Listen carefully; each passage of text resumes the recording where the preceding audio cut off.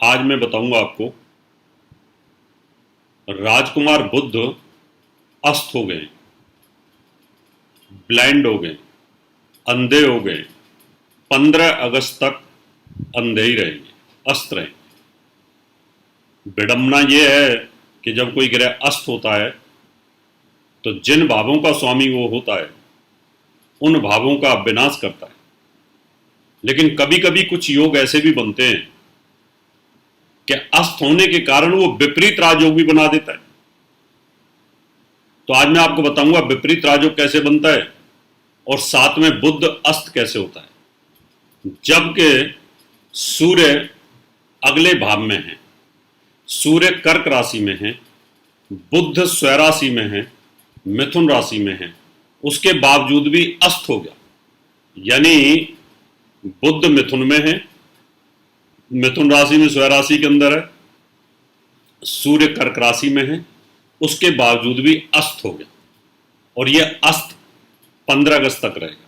इतने समय तक बुद्धादित्य राजयोग भी रहेगा, अंधा राजयोग रहेगा, बुध बहुत कमजोर रहेगा। ब्रह्मांड में सबसे कमजोर ग्रह बुध रहेगा, सबसे कमजोर ग्रह रहेगा। जहां पर सूर्य की डिग्री होती है उन डिग्रियों से 14 डिग्री आगे और 14 डिग्री पीछे, विद इन 14 डिग्री अगर बुध है तो वो अस्त हो जाएगा। यानी आप ये समझिए कि ये सूर्य है,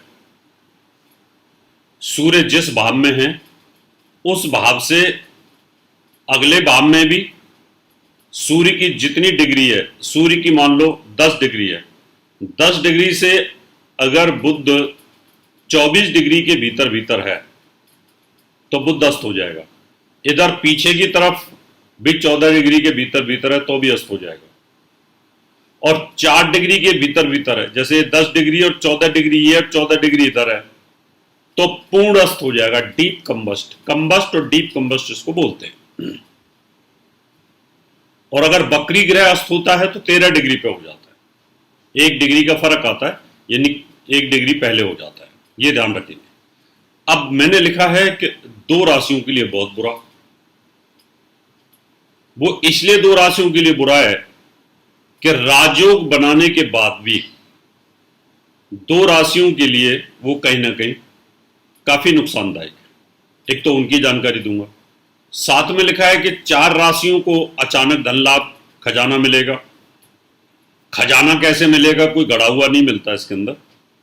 खजाना ऐसे मिलता है कि आपको अचानक किसी की प्रॉपर्टी मिल गई, कोई आपके नाम वसीयत करके चला गया, पिता ने आपके नाम वसीयत कर दी, या आपका बैंक में पैसा रखा था उसकी क्या है, जो बीमा कंपनियां होती हैं उन कंपनियों का जो मैच्योरिटी हो जाती है वो आपको मिल गई। बैंक की एफडी होती है उसकी हो गई, मैच्योरिटी हो गई, वो मिल गई आपको। या किसी बार पैसा डूबा पड़ा था वो आपको मिल गया। तो ऐसा फील होता है कि अचानक मुझे मिला, ऐसा नहीं कि खुदा हुआ कहीं मिल जाता है। या आपके शेयर रखे हुए थे, आप उनको भूल करके, डॉक्यूमेंट को भूल गए और अचानक आपके पास वो कहीं से मिल गया। एफडी कहीं पड़ी थी आपकी, वो कहीं से मिल गई आपको। गोल्ड आपका कहीं रख के भूल गए थे, वो आपका किलो 2 किलो 5 किलो गोल्ड बुजुर्गों का था, वो आपको मिल गया। तो इस प्रकार से इसको बोलते हैं अचानक धन का खजाना मिल जाना। राजा महाराजाओं के खजानों में पैसा होता था, वो इस तरह से मिल जाना। तो आज हम आपको उन 2 राशियों की भी जानकारी देंगे, विपरीत राजयोग बताएंगे कैसे बनता है। पहले आपको बताते हैं कि कौन सी 2 राशियां हैं जिन पर ये भारी है, नुकसान है। देखिए, अभी आजकल राजकुमार बुध मिथुन राशि में चल रहे हैं, 25 जुलाई तक चलेंगे। तो 25 जुलाई तक मिथुन राशि, उसका स्वामी अस्त है। तो राजयोग है मिथुन राशि वालों के लिए, उस राजयोग को बोलते हैं भद्र नाम का महापुरुष राजयोग। और वो राजयोग अंधा हो गया है, अस्त हो गया है, ब्लाइंड हो गया है। यानी अब नाम मात्र के आप राजा हैं। आप समझिए कि अंधे राजा यानी धृतराष्ट्र हैं। और जब राजा अंधा होता है तो नुकसान करता है। इसलिए मिथुन राशि वालों को अब यहां से आगे परेशानी आने का योग बनता है। वैसे तो आगे भी ये योग रहेगा, लेकिन 15 अगस्त तक आपका बुध अस्त रहेगा, आपकी राशि का स्वामी अस्त रहेगा। अभी तो राजयोग कारक होकर के अस्त है, इसलिए ज्यादा भारी नुकसान। और कर्क राशि में जाने के बाद कितना नुकसान होगा वो आपको अगले एपिसोड में बताऊंगा। कन्या राशि, कन्या राशि के लिए बुध अस्त है। अब कन्या राशि के अंदर कैरियर का स्वामी है, वो भी अस्त हो जाता है। वो भी कहीं ना कहीं आपको परेशानी पैदा करेगा, कैरियर पर नुकसान करेगा। मिथुन राशि में सुख साधनों पर नुकसान करेगा कहीं ना कहीं। इसलिए मिथुन राशि वालों को कोई भी लेन देन नहीं करना, प्रॉपर्टी से रिलेटेड, गाड़ी से रिलेटेड कोई लेन देन नहीं करना। और कन्या राशि वालों को अपने कैरियर और नौकरी का बचाव करना होगा। इन दो चीजों पर कहीं ना कहीं तकलीफ आने का योग बनेगा। उपाय के तौर पर आप पन्ना पहन सकते हैं, जितना बुध मजबूत होगा अच्छा रहेगा। और साथ में हरे रंग के कपड़े ज्यादा पहन सकते हैं, हरा रुमाल, हरी कैप का इस्तेमाल कर सकते हैं। हरी चीजों का दान नहीं करना आपको, इसका ध्यान रखना पड़ेगा। अगर आप हरी चीजों का दान करते हैं तो बुध और कमजोर हो जाएगा। एक तो बुध अस्त है, कमजोर है, और साथ में आप हरी चीजों को दान कर दो तो और कमजोर हो जाएगा। क्योंकि दान करने से कोई भी कलर हमारी बॉडी से निकलता है। जिस कलर को हम दान करते हैं, जिस कलर की चीज को दान करते हैं तो कमजोर होता है। मान लो आपने हल्दी दान करी, पीली दाल दान करी, तो बृहस्पति वीक हो जाएगा। तो जो लड़कियां शादी के लिए हल्दी दान करती हैं, चने की, पीले चने की दाल को दान करती हैं, पीले लड्डू दान करती हैं, पीले कपड़े दान करती हैं, तो उनकी शादी तो वैसे ही देर से होती है। उसका कारण है कि वो बृहस्पति के कलर को अपनी औरा से कमजोर कर रही है। तो बृहस्पति का कलर जो हमारे फेस के ऊपर ग्लो लेके आता है, उसको भी खत्म कर रहे हैं। तो कुछ लोग ऐसे होते हैं जो उपाय बताते हैं, दूसरी किताबों वाले उपाय बताते हैं, दूसरे ज्योतिषी उपाय बताते हैं, उनसे सावधान रहने की जरूरत है। इसलिए जिनका चंद्रमा कमजोर होता है, 6, 8, 12 में होता है, नीच का होता है, राहु के साथ होता है, अस्त होता है, उनको कभी भी पानी का दान नहीं करना चाहिए।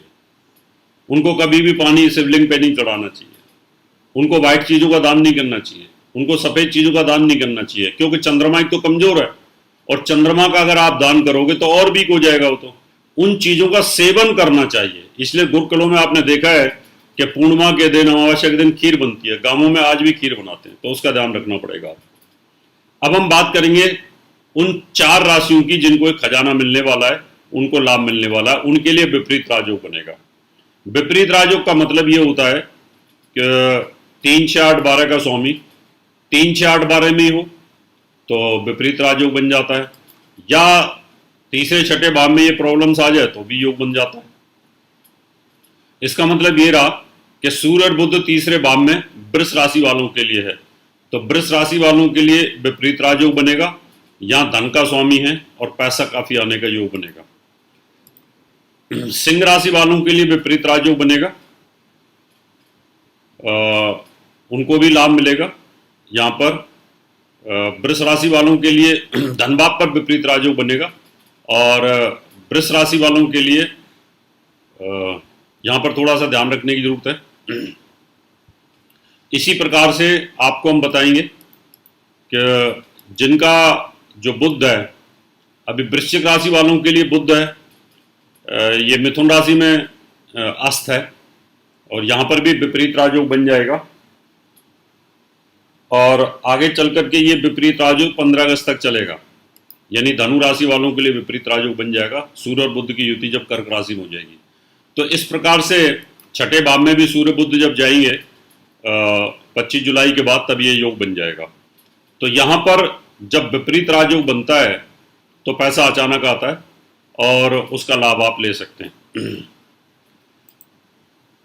तीसरे, छठे, 8वें, 12वें भाव का स्वामी होकर के तीसरे, छठे, 8वें, 12वें भाव में बैठा हो, या कहीं दूसरी जगह भी बैठा होता, तब भी ये विपरीत राजयोग बन जाता है। और विपरीत राजयोग में बेनिफिट्स निश्चित तौर पर मिलते हैं, तो आप इसका बेनिफिट ले सकते हैं। मित्रों, इस तरह की और भी अपडेट्स के लिए इंस्टाग्राम पर फॉलो करें और बेल आइकॉन प्रेस करें।